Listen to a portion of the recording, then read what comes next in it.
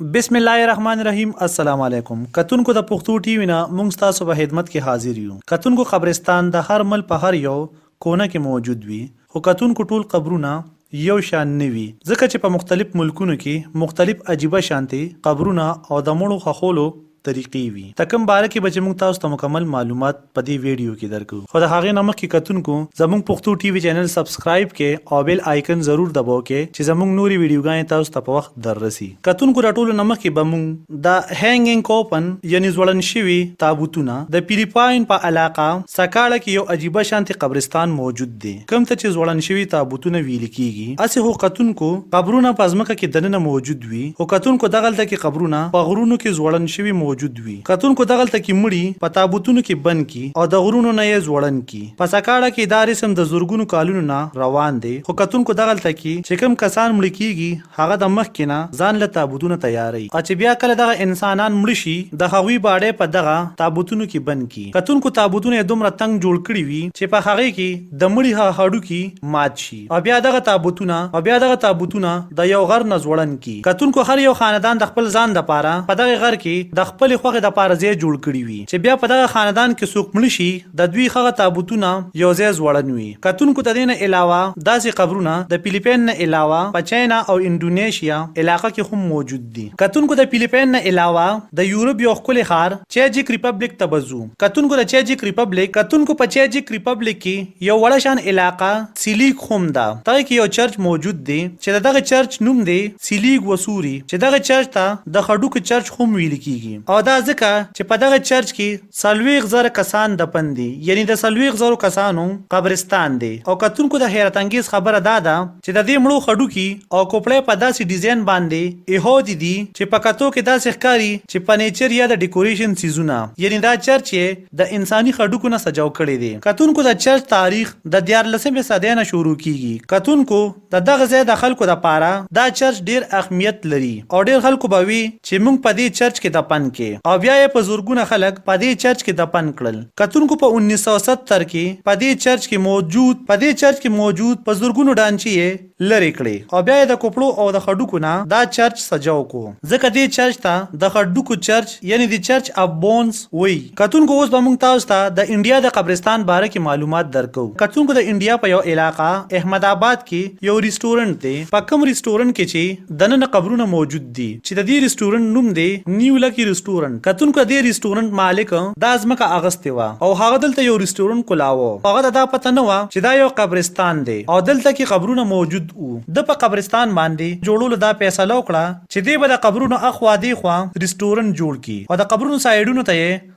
د اوسپنې جالونه غیر چاپیره ولګول. او کتونکو نن چې په هغه ریسټورنټ کې خلک په کوم ټیبل باندې خوراک کوي هغې سره خوا کې قبرونه موجود دي، خو چاته هم دا پته نشته چې دا قبرونه د چا دي. کتونکو د دغه ریسټورنټ مالک هر ورځ د قبرونو صفایي کوي، او په دغه قبرونو باندې سحر وختي ګلونه اچوي. کتونکو دا یو عجیبه شانتي منظر ښکاري چې خلک قبرونو سره خوا کې ناست دي او په آرام خپل خوراک کوي. خو دا دغه ځای د خلکو دپاره اوس یو معمولي خبره ده. کتونکو اوس به موږ تاسو ته د ایټلي د قبرستان باره کې معلومات درکو. د ایټلي په یو علاقه پیرلمو کې یو داسې قبرستان موجود دی. د مصروفو خلکو لاندې یو داسې خطرناکه تاخانه موجوده ده چې په دغه تاخانه کې تقریبا د 8,000 کسانو د مړو لاشونه یې پریزرب کړي دي. دا کهانی تقریبا د 14مې صدۍ نه شروع شوې ده. کتونکو دا ځای د مونوکس نومي یو کس و.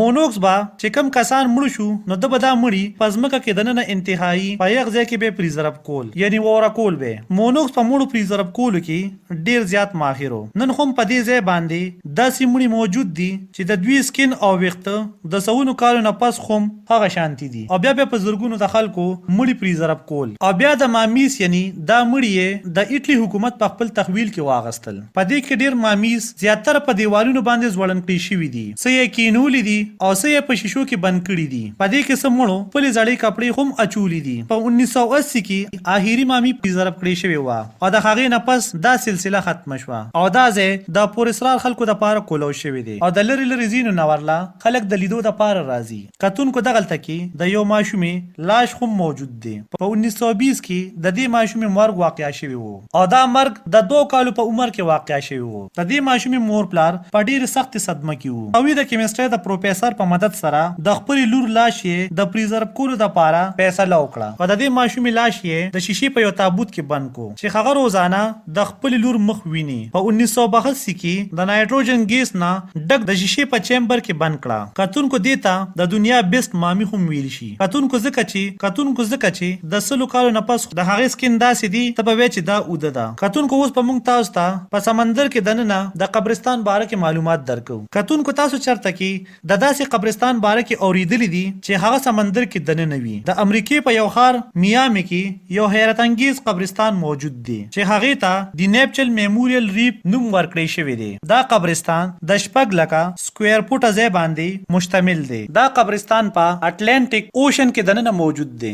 دا په 2007 کې کلو شوی دی او ردی کې اخرای تقریبا 40,000 فوټه دی. کتونکو په دې قبرستان کې خلک نه خغي بلکې د دوی باډي اوسېږي او بیا د هغه مړي هغه ایرا د یو قبر په شکل کې ږدي او اوسه پورې تقریبا د 800 مړو ایرې په قبرونو کې ږدلي دي. دا هغه خلک دي چې د دوی دا ایرا د دوی په مرزه باندې د مرګ نه پس ږدلي ده. په دې قبرستان کې دروازې، مجسمه او بینچونه هم جوړ کړي شوي دي. او کتونکو په اخر کې به موږ تاسو ته د مصر د قبرستان باره کې معلومات درکو. کتونکو د مصر ښار العراپا دا یو ډیر کافي غټ ښار دی او تقریبا دلته کې 15 لکه کسان اوسېږي. خو د دې ښار یو خاصه خبره دا ده چې دلته کې ځای په ځای قبرونه موجود دي تر دې پورې چې د خلکو په کورونو کې دننه هم قبرونه موجود دي. کتونکو دا یو ښار نه د یو قبرستان منظر پیش کوي ځکه چې دلته خلک قبرونو سره ژوند کوي. په دې قبرونو کې د بشمیر قبرونو تاریخ د 9 صدۍ نه شروع شوی دی. کتونکو په دې ښار کې خلک زیاتر په غربت کې ژوندۍ تیروي. کتونکو نورو داسې قسم ویډیوګانو لپاره